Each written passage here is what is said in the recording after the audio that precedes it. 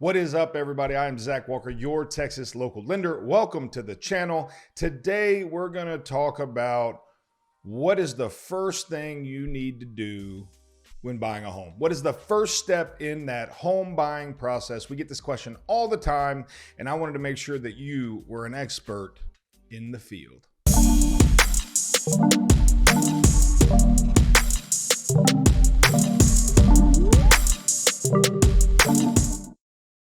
Okay, so when buying a home, there's so many things to consider, right? There's budget, there's down payment, there's mortgage type, there's neighborhood. There's 1,000 variables that go into buying a home. If you're in a home that you have to sell before you buy a home, then there's a whole nother host of issues and questions and things. But if we want to dive into the first thing, the very first step that you must do, in my opinion, it's financial in nature, right? Because in order to buy a house, you have to have money. So let's look at that across the different spectrums. So let's say that you own a house. So you're living in a home, and your first step to buying a new home is going to be evaluating your current property. So how do you do that? In order to do that, you're going to get with a real estate agent and you're going to have them do a CMA, what's known as a comparative market analysis, or run comps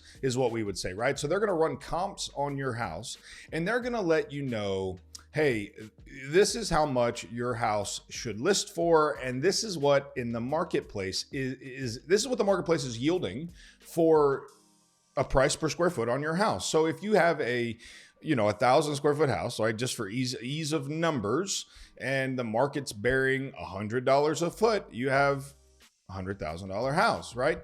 And so that would be the very first step for those of you that own a home. Why? Because what that's going to tell you is how much equity you have in your property, right? And so if you live in, let's use my house for example. We actually just bought our house here in Texas about 6 months ago, and we paid right around $375,000 for it. Okay, and so if you take a $375,000 house and then run comparables on it today, it comps out between $470,000 and $480,000.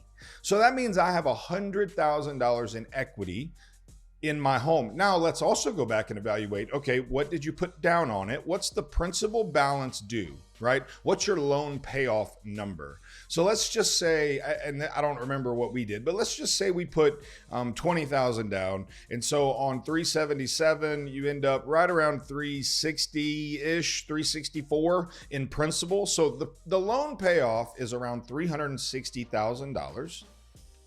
And it's now worth $475,000. So now I have $110,000 in equity, so that when I go shopping for a home, I know that I'm receiving that money, right? And so there's two ways to look at that. One, you can use all of it for a down payment and allow yourself to buy more house, or you can cash out some of that equity. If you've lived in the property for 2 years, you'll be able to do so tax-free.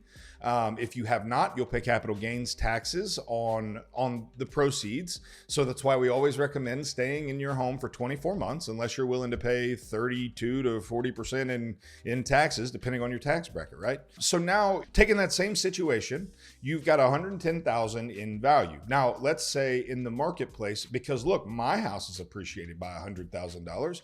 We know that the housing values are going up everywhere, right? So is it a market gain, but not a realized gain, in the sense that you have $100,000, but it's going to take that $100,000 on another property to be able to get what you want? So then the next part of step one is evaluating your budget. And in order to do that, you reach out to a local lender, a Texas local lender, if you want to, and get a pre-qualification, right? And so what that's going to require is we're going to look at your income, your assets, your debt, your equity in your home. And we're going to say, okay, based on these factors, you're approved for a $600,000 house if you put the whole $100,000 down.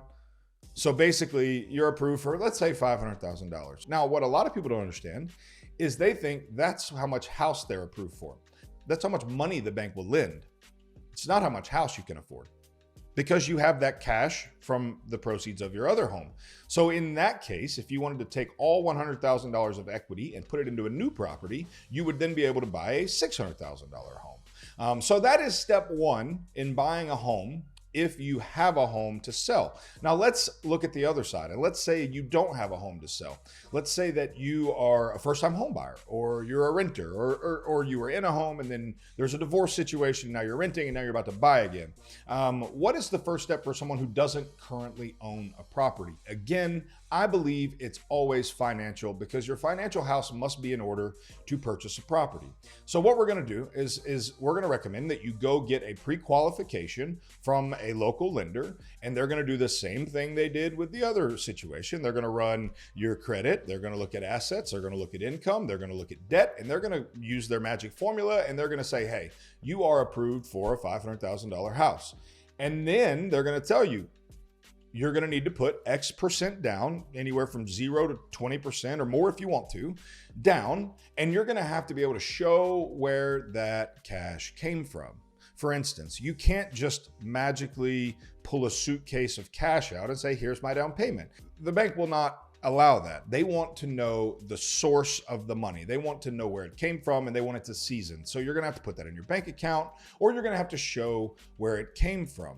So if you have, that side hustle that's straight cash, homie, you got to be careful if you're banking on that for a mortgage, because unless it's in the bank and seasoning, or we can show where it came from, it's probably not going to help you. So you're going to evaluate, hey, I'm going to put down X amount of money. I got to figure out, do I have that amount? Do I need to save that amount? How much do I need to put in savings every month to get to that amount? Or maybe your credit's bad and you say, ooh, I got to get my credit in order. But the first step is always going to be financial, because you've got to have, look, you can go shop with houses all you want to, but when I was a real estate agent, I didn't even take a client. I didn't even take a client shopping for a house unless they could show me a pre-approval or pre-qualification letter. I didn't want them to feel like we were wasting their time with bad clients. And so look, at the end of the day, your first step is always going to be financial. A lot of people think that you go find a realtor first and then you look for the mortgage lender. I would always recommend the opposite. Go talk to a mortgage lender first. See how much home you can afford. See what it's going to cost you. See how much down payment you're going to need. See what the steps are, because any realtor can find you a house, but without a loan, you definitely can't buy a house. We always recommend getting with a lender, getting pre-qualified, getting pre-approved, getting those things taken care of first. So when you go shopping for your home, you can be an educated consumer. You know exactly what you're looking for, price-wise. You know how much that monthly payment's going to be. You know how much money you're going to have to bring to the closing table to put it down and to pay it down. You know if you're going to buy points and buy your rate down. You know all the variables that you need to make an educated offer on a property. Now, why is that important? It's important because the real estate market is bananas right now. It's absolutely bananas. And so if you go into the real estate market without your pre-qualification letter in hand, 0% chance you're going to be able to buy a property, because you're not going to be able to be competitive in the world of multiple offers. We had a real estate agent, referral partner of ours, tell us she had 93 offers come in on one property. So how are you going to stand out amongst those offers? Well, you're going to have a pre-qualification letter from a great lender. The lender's willing to pick up the phone and call the real estate agent and say, hey, look, John Doe is rock solid, credit solid, money solid. They are absolutely wonderful borrowers. We cannot wait to lend them $500,000. They'd be a great fit for your house, right? Having a lender that's willing to communicate to the real estate team on the seller's side that you are a fantastic candidate for the home is always a benefit. But the first step in buying a home is and will always be financial. Do you have the financial wherewithal to buy the house? Whether you've got one to sell and you're rolling equity into it, or whether you don't have a house to sell, you're a first-time home buyer, you coming off a divorce, whatever the case may be, the finances must be in order for you to buy a house. Again, I am Zach Walker, your Texas local lender. Make sure you smash that like button, subscribe to the channel. We'll see you very soon.